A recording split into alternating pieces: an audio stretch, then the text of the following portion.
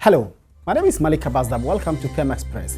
In our quest to build a sustainable society with opportunities for all, we will continue to prioritize education and skills training because will be the cornerstone to progress.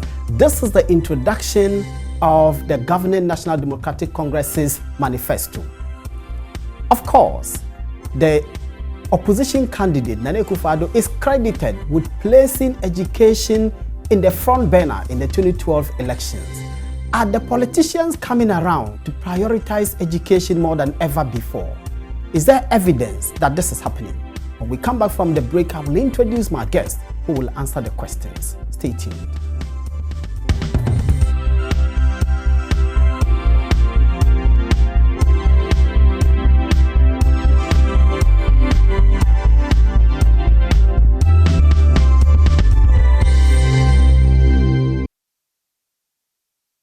You're welcome back. We are discussing education and asking the question, is education being prioritized more than ever before? My guests are Mr. Michael Nsoa. He is the former Director General of the Ghana Education Service, and Peter Boama Otokono. He is the Secretary to the NDC's Manifesto Committee. He's also a Deputy Director of the Research at the NDC. Gentlemen, welcome. Thank you, Mike. Let me start with Nsoa. You are a former Director General of the Ghana Education Service. You've been out of that office for a while now, but you still keep your eyes on education. Given what the NDC has done from 2009 to 2016, 8 years, would you say that this government, formed by an NDC party, has prioritized education sufficiently? Thank you, Malik. And good evening to our viewers. If you are asking me, and I'm also working with the Manifesto Committee, the education sector. Okay. Of the MPP? Yes. Okay. Yes. Right. I am not impressed about what has happened so far, because where they took off or they took over, I would have wished that we've gone, Ghana would have benefited a lot because the foundations were laid at the time. But it looks like we seem to be going back. Maybe if we take the various aspects, we'll see where we stand now. Okay, we will come back to that. Let me take Otokono's response to that. Otokono, Mr. Nsoa believes that there was a solid foundation for education and your government squandered that foundation. Well, I think that is rather surprising coming from Mr. Nsoa, because I know that he has been a professional in the field. You know, he has been in the service, and he really knows the difference between what the NDC even left in 2000 and what the MPP took over for 8 years and what they left in 2009. And in fact, it will amount to comparing apples to oranges. You know, if you try to compare what the MPP left. Gone were the days when the craze of improving school basic school education and improving secondary school education were 3-unit classroom blocks donated by HIPIC, and on daily basis when you switch on your TV, you see President Kufuor commissioning 3-unit classroom blocks, with HIPIC boldly written on it. You switch your television and you see 3-unit classroom blocks, even in secondary schools, huge secondary schools. So if you compare that, 3-unit classroom blocks in secondary schools. Yes. If you compare that to what we see now on our television, the 18-unit classroom block, 4-story. 18 units, 3-story, 18 units. We have gone beyond the era where we look at education as, a second fiddle to any other thing, that we do in this country. And it's evident. Our viewers are the best judges. They have seen the schools that we have built. They've seen the kind of investment and the transformation that we have made in the educational sector. And it is obviously nowhere compared to what the MPP did. I was in school under the MPP. You and I were in school under the MPP. And we are privy to how even tertiary education was. And it caused some of us to, take on mass actions to get some of the policies reviewed and so on. Do you think that today's student is better than you, will come out better equipped than you came out? Excellent. Exactly. Exactly. And in all honesty, you believe that today's student will come out better equipped than you? In all honesty, the students in University of Ghana right now studying Bachelor of Science Agric would be better off than I was when I was in school. And the students, because of what? Mr. Sowa. Sorry, I want that answer. Mr. Sowa. Okay, Peter, can you answer that for me?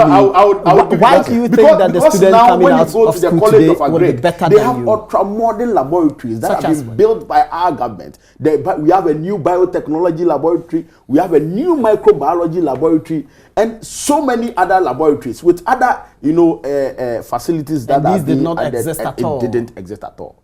Now, when you go to my junior secondary school, Downsuman 2 GSS, where I schooled, we had only 3 classrooms.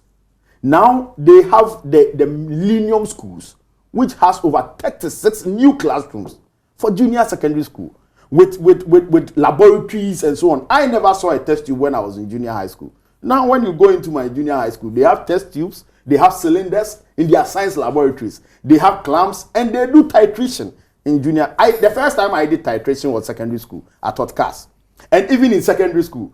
Now when you go to Holy Trinity Cathedral Senior Secondary School on the High Street, the students there, they are coming out better than I was as a science student. Because they have ultra-modern laboratories. They have new school buildings. Not 12 units, not 6 units. 18-unit classroom blocks with laboratories and so on and so forth. So education has completely transformed, if you ask me, and if any viewer would be objective to the trends of today. Mr. Nsowa, yes, he points out all of these, and we have seen the magnificent buildings that the president is putting out for the community day schools, albeit that he's not doing even half of the promise that he made. He promised 200, they are doing 123, and out of the 123, just about 10, there are those who argue that those 10 were actually funded by the World Bank, because we know that the World Bank gave money for 23 of the 200 schools. You should admit that they have done well. Let me just make a correction. Out of the 10 bills so far, only one is funded by the World Bank. Okay. No, that one. Yeah, but no, I am following everything. I'm saying that it is 10 commissioned, not 10 built. Okay, I'm actually saying that the World Bank That's the difference. I'm actually saying that the World Bank is funding 23 of the 200 schools. So far, only one of them has been commissioned. Right. But let me go back to the other thing, that the situation is much, much better than before. It's all about quality issues that he's talking about. And quality issues has so many indicators. And these indicators are always, what is it?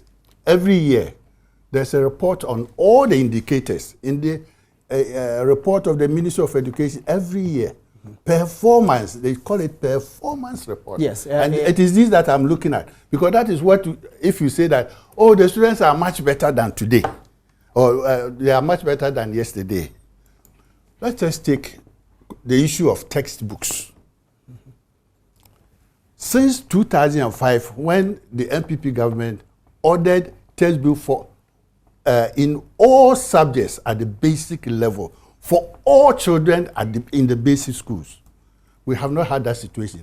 What has happened is that the NDC government has rather reduced the number of textbooks that children should have to only 3. To only 3. English, maths, and science, integrated science. They've even left out social studies, which is one of the core subjects. All right? Which is one of the core subjects. Now, as we speak now, even in the secondary level, it is worse. He's talking about people in the secondary schools are far better. Look, the 2016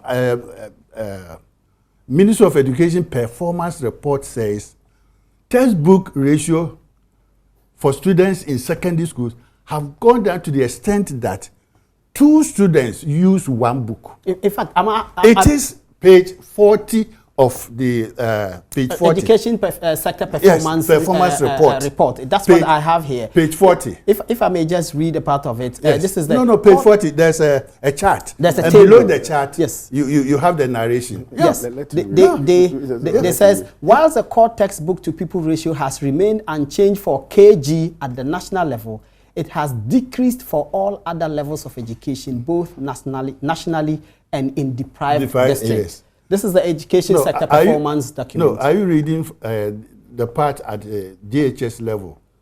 Because page 40, I quoted page 40. Now, and then go back to KG. I think it's page 21, where the ratio, you see it, 0.2 at KG in all the areas. No, from 2010 up to this time, it's always 0.2, meaning 5 children use 1 book. So please, I am not here. I am only going to depend on figures that are available at the Ministry of Education and interpret it so that everybody will know whether we have done. In fact, what is here supports what you are saying. Yes. That at the KG level, it remains unchanged, but at the other levels of education, it has decreased. The textbook to people ratio has decreased. But it is worse at the secondary level if you go to page 40. So, but we can go on.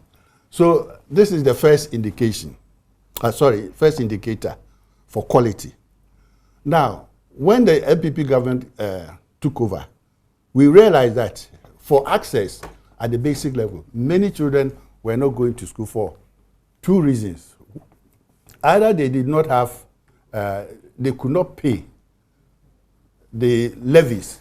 These levies were actually approved or were actually part of the F-cube requirements. On page 48, it is listed, cost sharing, and those areas that are for, or government should provide, and there are areas that are the responsibility of parents. And included in the areas for parents to pay was levies. And it says that subject to the approval of local district assemblies, parents may levy on themselves levies that they will use to support the schools. And in these areas, there were so many levies, and when the MPP government came to power, it realized that many of the low enrollment in the areas were because schools were charging so many fees. And that was the reason why we introduced the capitation grant. Now, the NDC came and said, oh, we will increase expand this. Fantastic. We were paying 3 cedis per child. 2 cedis, 50 pesos. No, 3 cedis, please. When you were living, it was 2 cedis. Please, 3 cedis. And you said you are increasing it to 4 cedis, 50 pesos. All right?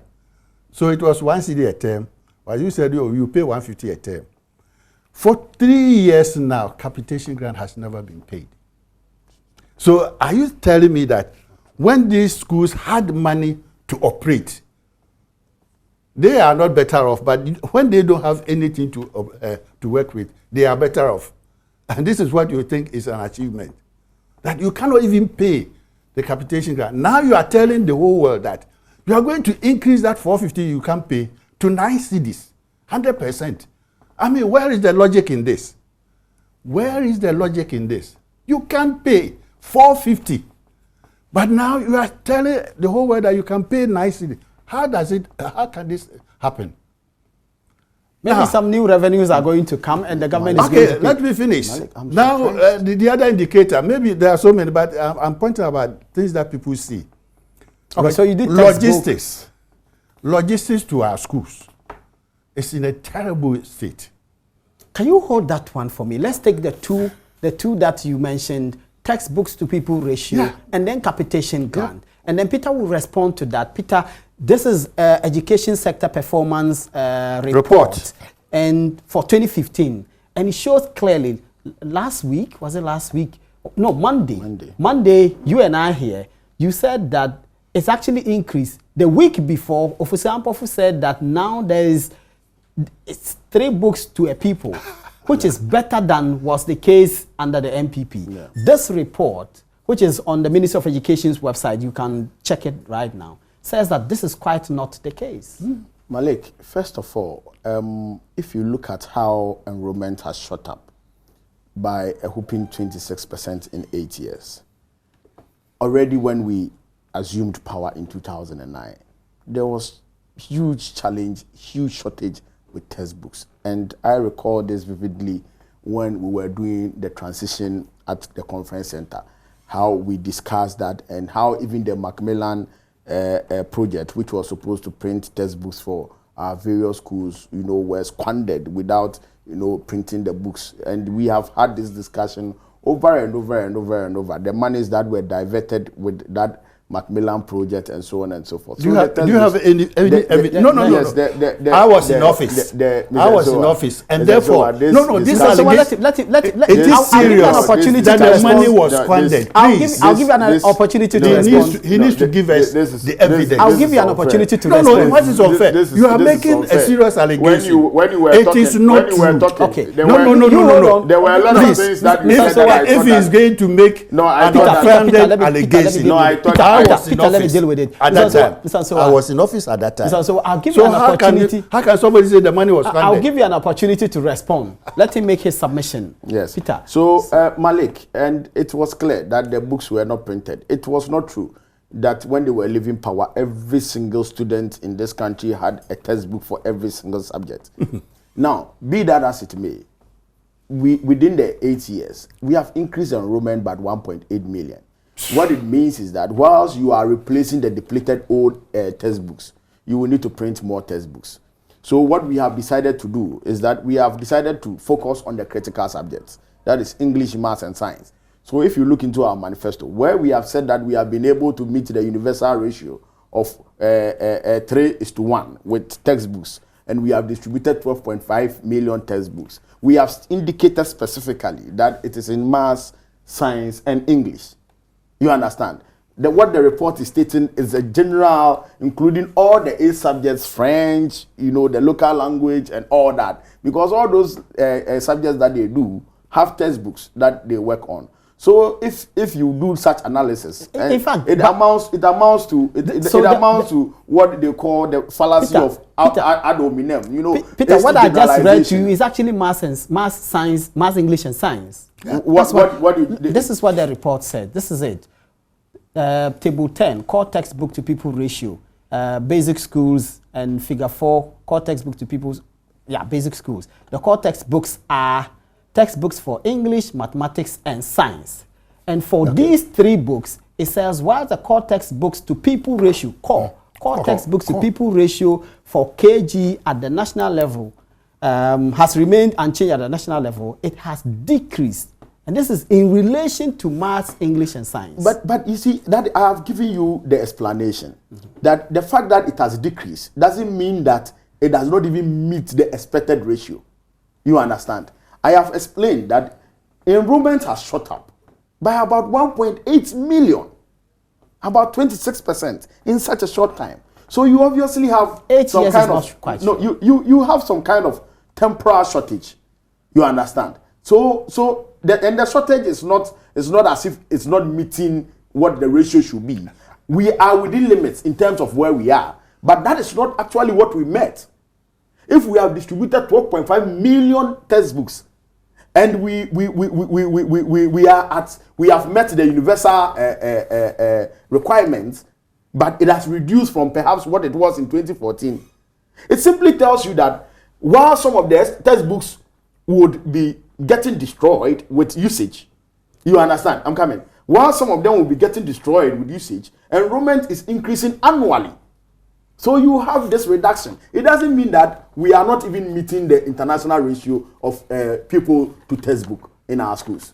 But Peter, the problem is that when you look at the table, in 2009-2010 academic year, the textbook to pupil ratio at the JHS level was 1.5. 2010, it went down to 0.9. 2011, it came to 1.1. 2012, 2013, 0.9 again. Up. 2013, 2014, 2. In fact, 2012, 2013, 0.9. 2013, 2014, 2.1.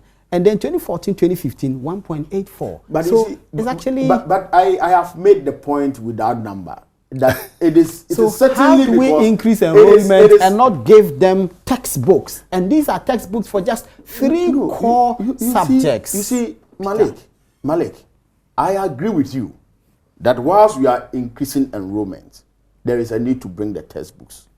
That is indeed a mark of improving. Which is something we have no, that is indeed the mark of improving quality. But the point really is that you want everybody to have access to some education.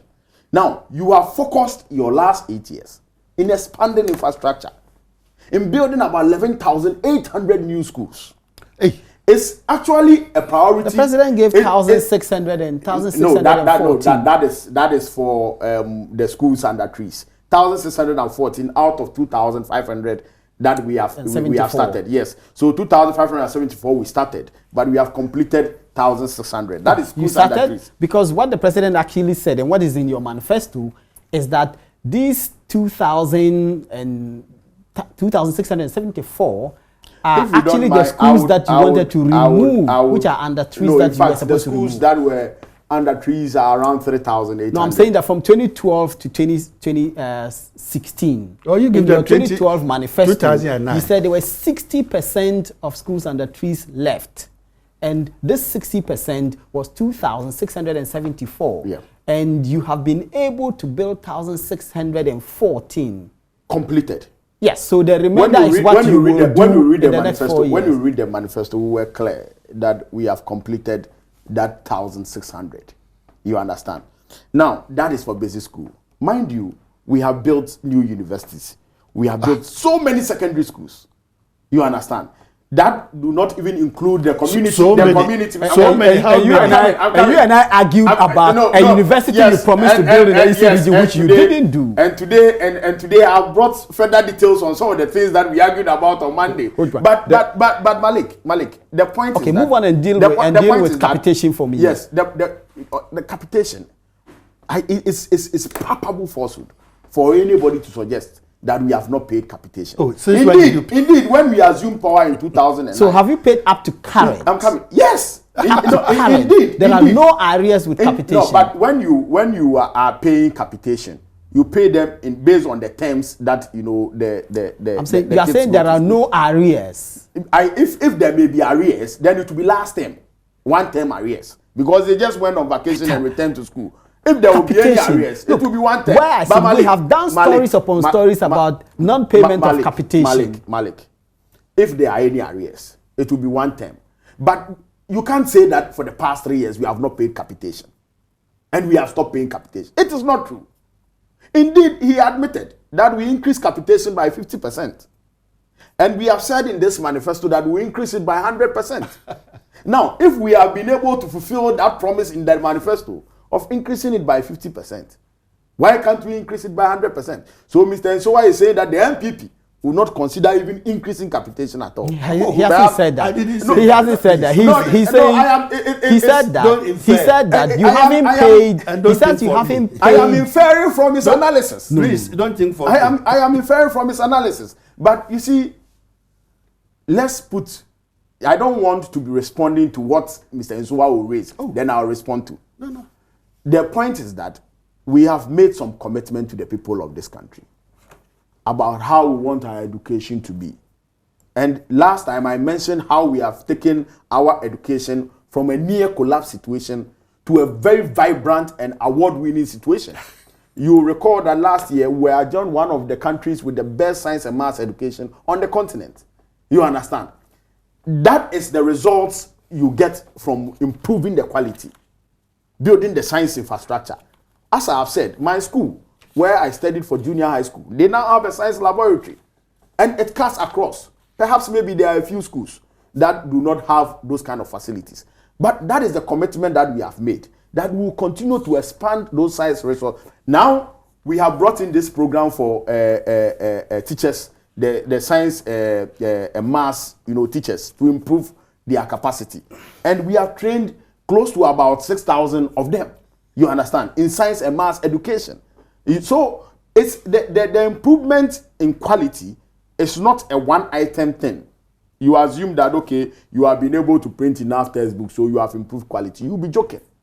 You understand? So moving forward, what we are saying is that whilst there is a need to build more secondary schools, whilst there is a need to even divert our educational policy towards TVET, technical vocational and education training, which is something you promised in the 2012 manifesto, which you didn't do. Let me go to Michael. So you can't generalize like that. Let me go. You can't say that we didn't do anything on TVET. It will amount to the biggest falsehood. Let me tell you why I think nothing has done. I grew up in Sandima, and I've had this discussion before about the youth leadership training institutions. Go and check. All of those institutes are all dead. These are vocational training institutions, by the way. All of them are virtually dead. I am, Malik, at this point I'm disappointed because we have 11 leadership training institutes. Yes. I was the former CEO of the National Youth Authority. Yes, and all of them, you've left all of them to rot. Please. And the youth leadership training institutes were under us. Indeed, the youth leadership training institutes are still running. What we have failed to do over the period is to review even the programs that we were doing. Actually, admitting what I am saying. Yes, you're admitting what I am saying. That the schools are in a moribund state. Andy, please. So we commissioned a team to look at the programs that were running in those 11 institutes, and they have come up with a report. Programs are going to be reviewed. Programs are going to be changed. Facilities will change because then previously we were not running ICT programs. They were not even doing computer networking. You understand? Now they are going to run all these things. So if you look at those 11 institutions and say TVET, we have failed, I mean, you will be very, very wrong. There are several TVET institutions across the country. Malik, so Tukono, please sometimes be careful about some of your people and the utterances. Where was that money coming from for Macmillan to print books? And people who have squandered and they are still in Ghana and nobody has touched them. We were trying to get Macmillan to support the system with the printing of books, and this deal fell through. And now you are telling us that the money was squandered. That's why I feel hurt because I was in office, but I will leave it. So, Mr. Tukono, please, I want you also to be very careful with your figures, because it looks like you people have figures for platforms, and there are figures for the report, actual reports, because the figures in the actual report do not come anywhere near all the huge things that you say on platforms. You were saying that you have built 11,000 schools. Didn't you say that? 11,800. Fine, almost 12,000 schools. Malik, 2015 report. Education sector performance report. Yeah, and I have the figures from, I'll go way back to 2009. Which you might not have, but you have the tables. Yes, if you have the table, you will get it. 2009, 2010, primary schools, at the time that they took over, they were 13,835. 2015, the number of primary schools was 14,405. The difference is 570 for primary schools. JHS, that's where maybe they did well. 2009, 2010, the number of JHS schools was 7,969. 2014, 2015, that was last year's report. 9,445. The difference is 1,470. Add 570 to this. Would you? So this is not a report. This is a sheet that you did yourself. I quote it. No, you. That's why I said I am quoting the year. Okay. Go to the report, 2015 report. It is there, and now you say you have distributed 12 million books. You see, I have been warning some of you that be very careful with your figures. Now, 12 million books, as we speak now, the population in primary school. You people are saying you are not using the KG. Meanwhile, KG is part of primary school enrollment as at 2015 was 4,315 pupils. At the JHS, 1,591,279 pupils. If you put these together, 4.3 plus 1.5. That's 5.8. 5.8. So if you have 5.8 children and you give them 12 million books, how many books would each child receive? 2. Yeah. 2 plus. Now, the other question is, 12 million in which subject areas? You said you have supplied only 3 areas. Maths, English, and science. So the 12 million, were they in maths? Because if they were in maths, yes, then there will be surplus. But if they were in maths, English, and science, for 12 million, so each number of students, each cohort will receive about 4 million for maths, 4 million for science, 4 million for English. And then when you have population of 5 million, how do you share these books? Okay, but so please, that's I want to stress again that I want to stress again that please. I want to help you. The figures that you people are always putting out on platforms don't come anywhere near what you'll be able to do on the ground. And I said I was coming to logistics when. Yes. Can you raise that and then we can move on. For logistics is also another hopeless area. 2015. I have always these newspaper things. 2015 August, 2015 August, the ministry brought all the regional directors to Accra to receive logistics for schools. And they were happy to, write in the, the newsman who was the graphic reporter, one dairy. He said the items included 42,000 teachers' notebooks, 1,195,250 boxes of chalk, 98,500 attendance register, and 15,000 exercise books. As for that 15, I don't want to look at it. But there are 213 teachers, 213,000 teachers, and they were supplied with 42. So now, you've done newspaper cuttings of every time they have given them logistics, or you were able to get all one? News about education. Oh, I can give you. No, I mean logistics. I can give you one, the current one. You are focusing on logistics. So yes. You bring all the logistics, and every time they have given them logistics. So since 2009, we have given them logistics only once in August. No, please. You see, this was just, when you were talking about, you have increased the enrollment. Look, in 1 year, under MPP, 2005, we increased enrollment by 616,000 1 year. 616 as a result of the capitation grant and the school please, that's why I say you people, when you go to the ministry and the GS, the books are there. I have my own copies of all the things that show this. They show. So that is the reports are there. The books do not show this. This report was presented it is non-existent. at an international conference in Kenya. I'm shocked. I went there with the chief director, those documents, the planning director, myself, and my financial. I have to take a break. Please, I have to take a break. If you need it, Malik, I will bring them to you. Okay, I have to take a break. When we come back, we'll be looking at the rest of the issues beyond just the buildings and the logistics.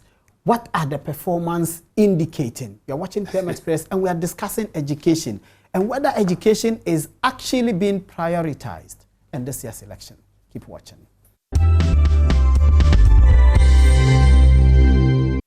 You're welcome back. You are watching PM Express, and we are discussing education and whether this important aspect of our national life is properly prioritized, will be prioritized in this year's elections. The NDC's manifesto say they are prioritizing it. Is this just a gimmick, or there's evidence to suggest that this is the case? My guests are Mr. Michael Nsoa and Peter Buama Otokono. Peter, let's look beyond just the figures. And you were talking about vocational education. Exactly. When the president presented your party's manifesto's highlights, he said that you will build a number of colleges of education, one in Swedru, where you will train people in vocational and technical education so that they can impact knowledge to teachers who would then go out and also teach. Yeah. What has your government done in 8 years in the area of vocational and skills training? First of all, it is important to note that technical, vocational, and educational training forms the foundation of every nation. And every politician says this. That is seeking to transform its country into an industrialized economy. And so when we took over in 2009, we made it a point to change what used to be the case. When I was in junior secondary school, I recall how we had access to some technical tools that, when it's time for technical skills we use. That was a time that we were using saw, hammer and all those things. And even in my area, after junior secondary school, I could construct simple furniture. So in my area in Russia, they knew me as Kofi the carpenter. Everybody who has a problem with, small carpentry work, fixing doors and all that, would invite me to do that. It was because of the knowledge I had when I was in junior secondary school. But it changed. And it got to a point in time that the schools did not even have the facilities. Now, technical skills turned into technical drawing, where you are drawing the oblique structures and the isometric structures. When we took over, we decided that there is a need for us to reinvigorate the TVET subsector of education. And you realize that we tried to establish the TVET qualification framework. Then we also adopted a competency-based training model that emphasizes the linkage of industry to TVET programs.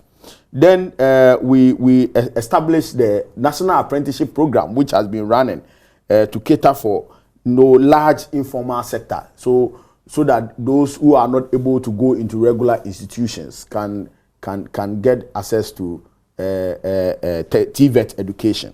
Then you are aware of our program to, as it were, create one major TVET institution in almost every region with the DC project, which is giving us close to about 120 something million euros to start this project, to identify existing technical schools, upgrade the infrastructure, give them laboratories that is going to help them to, train their students. That's what you are promising to do, Peter. I'm saying in the 2012 manifesto, if I may just read to you what you said. In the 2012 manifesto, you said, the NDC in the next administration, beginning January 2013, will accelerate the process of providing equal access to education by constructing additional senior high schools, vocational and technical schools, and teacher training colleges, as well as expanding existing ones. Which vocational and technical schools did you build between 2013 and 2016? Well, as a matter of fact, on top of my head, I may not be able to tell you which exact institution that we built in terms of technical training. But I can tell you the institutions that were virtually dilapidated and non-existent and they were not running, that we have upgraded, to meet the standards and to take even more students to full capacity to train them in TVET. Talk of the Adar Technical Training Institute, talk of the Pando Technical Training Institute, and so on. So it's part of the program which I was talking about, the DC project which I was talking about. So this is all part of the bigger picture. Then, mind you, we have also tried to train some 5,000 junior high school leavers, in various forms of TVET programs, including cosmetology, welding, fabrication. Where and so on are these trainings taking place? And as in, I'm not getting you.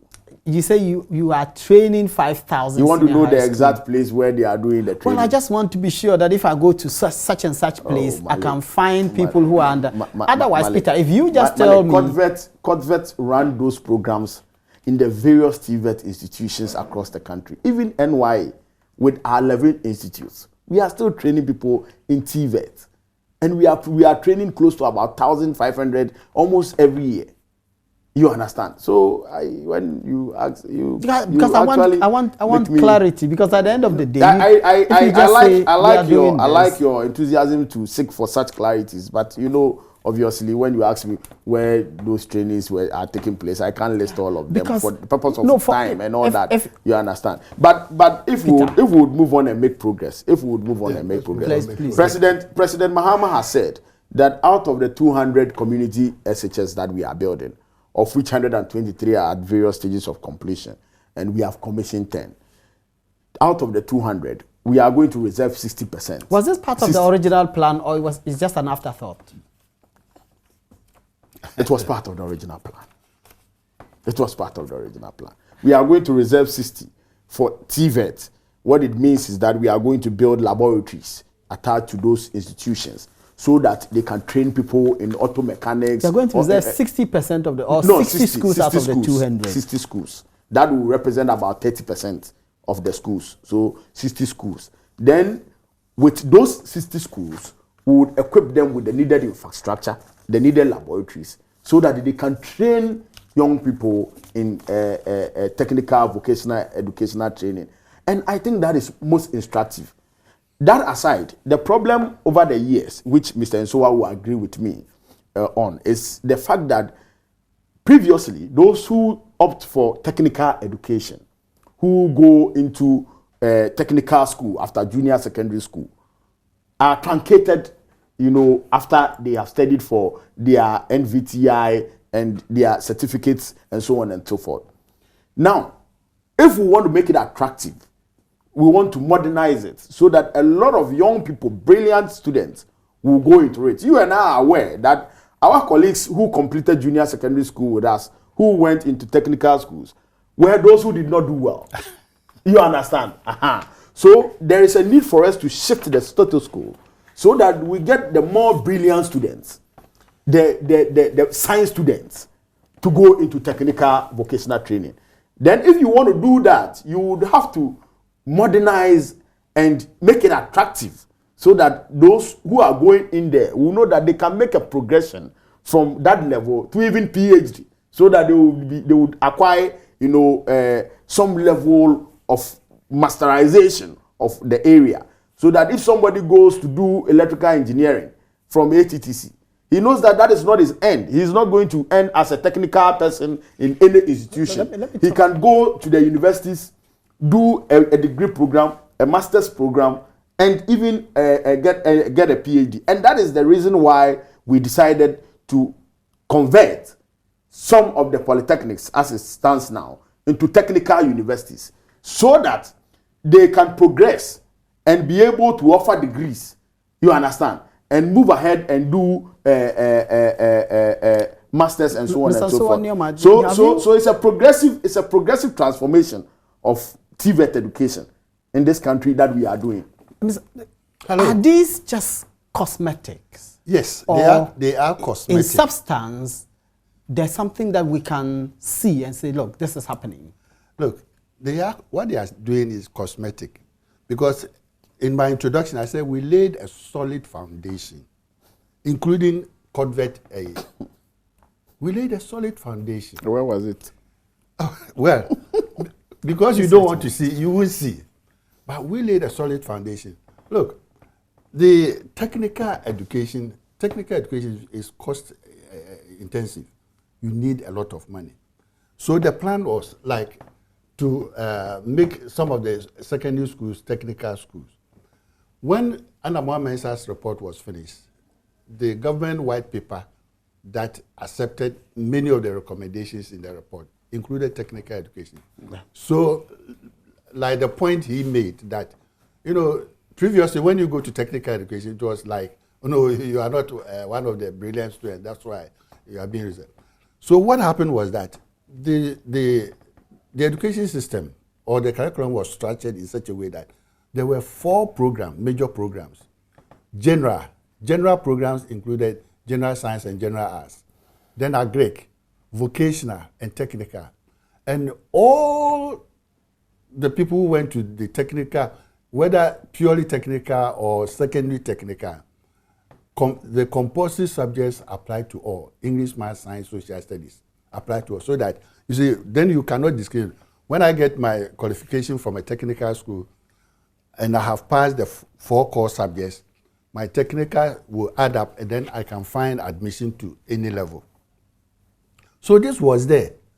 And now you are telling us in your new manifesto that you are going to build 12 technical teacher training colleges, where there is there's in each region one, have you read one the manifesto? college of education dedicated to technical education. Every region in Ghana. So there are 10 already.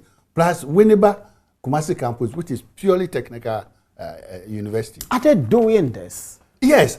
So you see, it's a process, and that was producing all the teachers, because we were not going now to look at only, for instance, Aswansi technical, Tema technical, and so on, but that they are part of the education system, so that the discrimination he was talking about will not come. So that is how we were building. And unfortunately, what is the MPP's policy for technical and vocational education? Oh, definitely, it is going to be a major aspect of our manifesto. So when the manifesto comes out, the manifesto, you will see it. But I thought you said we have stolen the manifesto. Peter. Never worry. But no, yes, all the things that Nana goes to a region, says, I'll make one region more. You people go there or come out and say, oh, you do 5 more. And so, but we won't go there. We won't go. Let us concentrate on education. Yes. What we're doing. Thank you. Otukono was saying that 123 schools are at various stages of completion. And I'm telling him on authority, because you see, I follow all the reports that come to education. The first phase of 50 schools should have been completed in January 2016. We are in September 2016. The first 50 has not been completed. 10 have been completed. It's not true. Don't worry. It's not true. I'm giving you my figures. It's not true. If you think... No, you know your figures are false. Peter, I know. Respond to him when I ask you to. Okay. Malik, Thank you. so please, I will appeal to all journalists. The figures I'm giving, they should go around the country.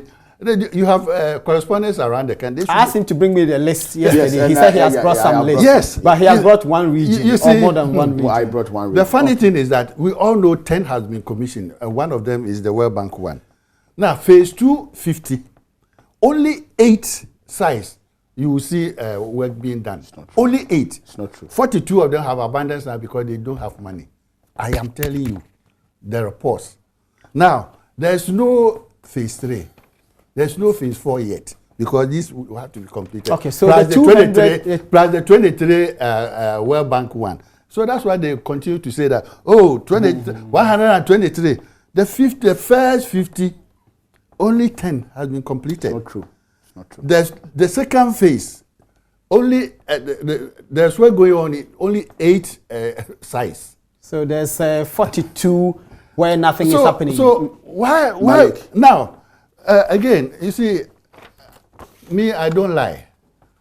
WAEC would host this. No, the important thing is that this year they are saying, the enrollment, the vacancies in the system now has gone up to 516,000. Fantastic.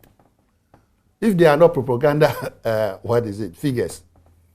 All the candidates who sat for the BEC are 460,000. So assuming that we have all these vacancies, the reason I'm saying is that all the noise about that, they have finished 32 and 41 and added to the list of schools that are going to benefit, that are going to get admit this year. This year. False. No, completely false. No, look, let me finish. So let me finish. Let me finish. No, I didn't write this.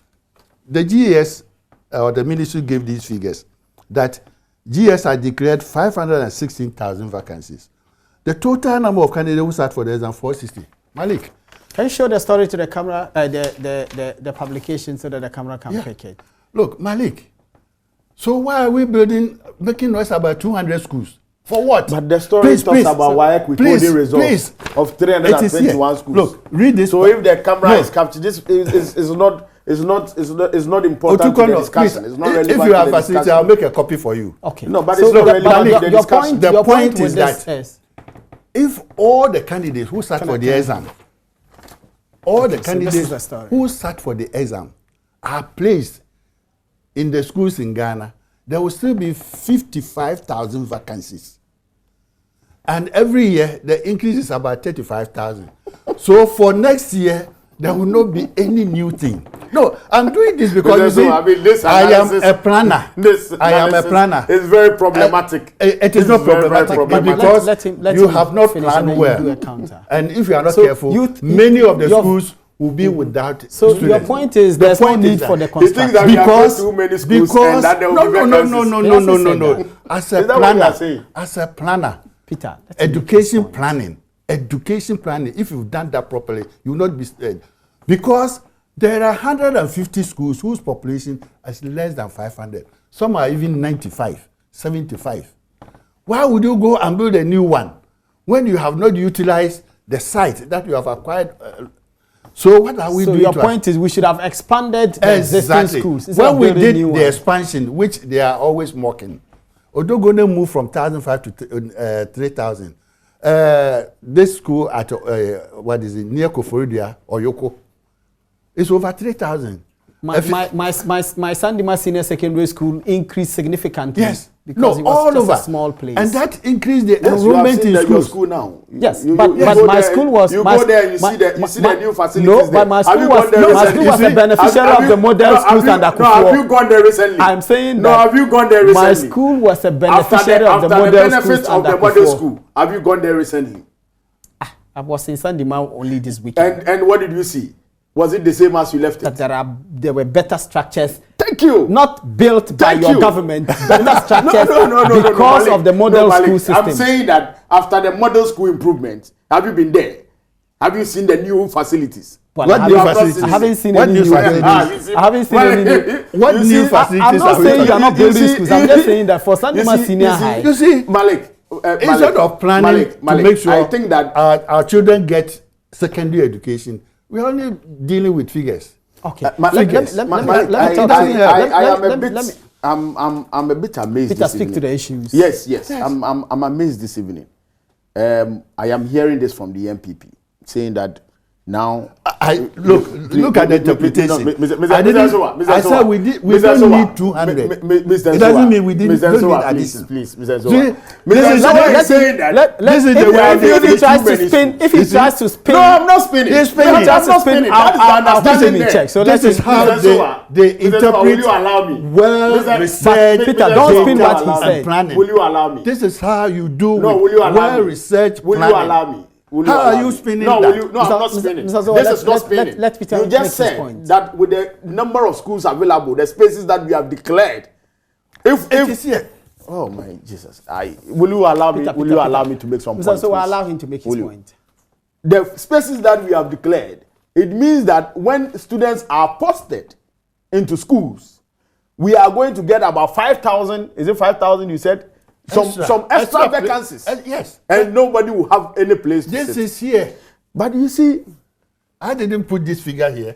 It's interesting because now we have overachieved, and we have so many spaces, people, and it's not needed. Because of that, we don't have to build new schools. He hasn't said that. As a planner as well, I think that when you achieve that, that is the more reason why you have to even build more schools. Because you are expanding basic schools. You are building more JSS schools. You are building more primary schools. He hasn't actually said don't build. He says that expand facilities in existing schools. No, but it doesn't make sense to me. If you go to Achimota, for example, there's land. So go and expand the place. It sounds duplicitous. No, it sounds duplicitous. Instead of going to go and cite a school in a forest somewhere. Malik, it doesn't sound duplicitous to you. You are saying that we have so many vacancies, so even the students that are moving to secondary school, they would occupy all the spaces and so many places will be left. And you are saying that we should go and expand existing schools. It sounds duplicitous. Look. Because when you expand, you are adding space. Is that not it? But let's put that aside. Malik, the 123 schools that we are talking about, it's phase 1, phase 2, and the World Bank one. That is the SEP project. Yes. Now, the phase 1, we awarded 50. Yes. They started, most of them have been completed. Yes. The phase 2, we have awarded another 50. Then the SEP, and the SEP is 23. Now, what I have, last Monday you threw a challenge and I said I was going to come back. I didn't know that I'll be here today. But I was able to secure that for Eastern Region.